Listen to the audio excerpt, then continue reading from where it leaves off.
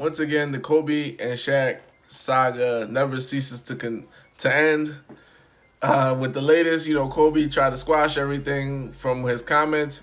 He didn't want his comments to be perceived as him trying to beef with Shaq. He went to Twitter saying there's no beef, and Shaq responded by saying it's all good. I thought you were talking about Dwight, basically alluding to Dwight Howard. Now shots are fired at Dwight Howard. Dwight Howard is catching heat for something he didn't even say or anything. Even after that, Shaq went to Instagram. He was talking about how he was so lazy. He was so damn lazy. He had all these pictures of him dunking on 3 or 4 people, a la the Nets in their I think it was 02 championship or 03 championship, and it's just snowballed into something else. And there's this talk about people. No, sorry, not talk, but there's a book about people's love languages. And to me, Kobe and Shaq have the love language of shit talking. They love to talk smack to each other. They love to go back and forth. It's just like it's an unending cycle of back and forth. Even when something wasn't meant to even be insulting, it just gets blown out of proportion. And it's kind of funny to see this because this only reminds me of when I was in high school. Everybody knows when you were in high school, especially growing up in the inner city, when you sit at that table, there's gonna be some snapping going on. And what happens is everybody's snapping, everybody's going back and forth, everybody's laughing, and then out of nowhere, the two guys that were snapping at each other, they pull somebody else into it. And that's what's basically going on with Dwight Howard. Dwight Howard has been a spectator this whole time, and all of a sudden, he just gets pulled into the whole entire conversation, but he was just watching, just like everybody else was.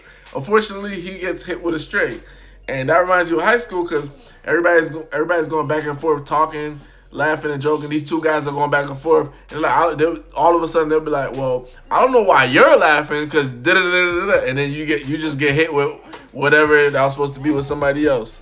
So it's kind of interesting to see that.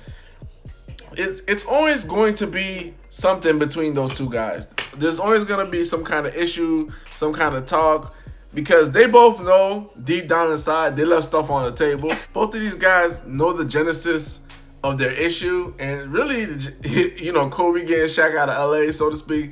Kobe got Shaq out of LA, and just here's the thing: these two guys are ultra competitive.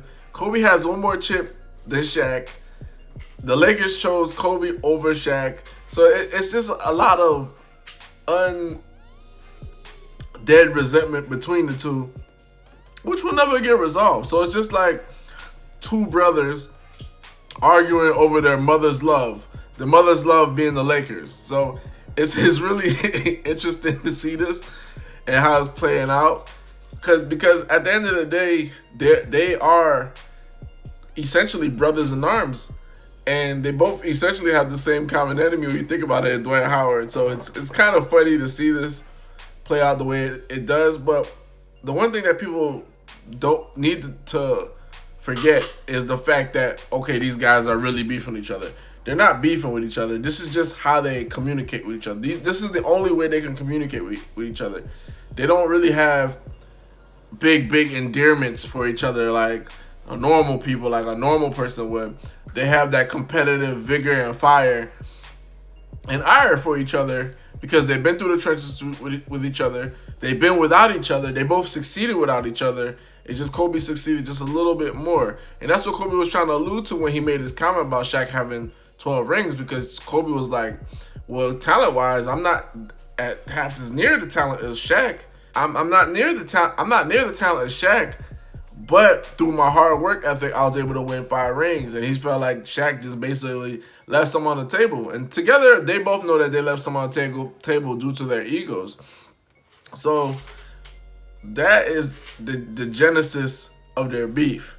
They both know that they left stuff on the table. They're trying to rationalize it by beefing with each other and saying, hey, well, if you would have passed more. Well, Kobe's like, if you would have been in shape, we probably would have had more championships. It wasn't necessarily like throwing digs. It's just basically they're trying to make sense of what did we do. We three-peated, and we broke up. Like, now looking back at it, it's probably one of the biggest mistakes of our careers.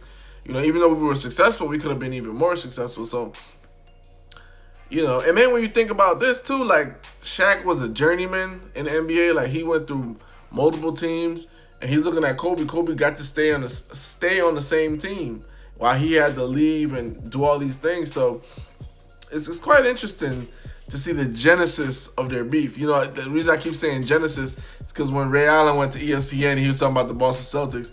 He was like, KG forgot the genesis of our friendship. So that's what I'm thinking about, the genesis of their beef, which is a long genesis between Kobe and Shaq.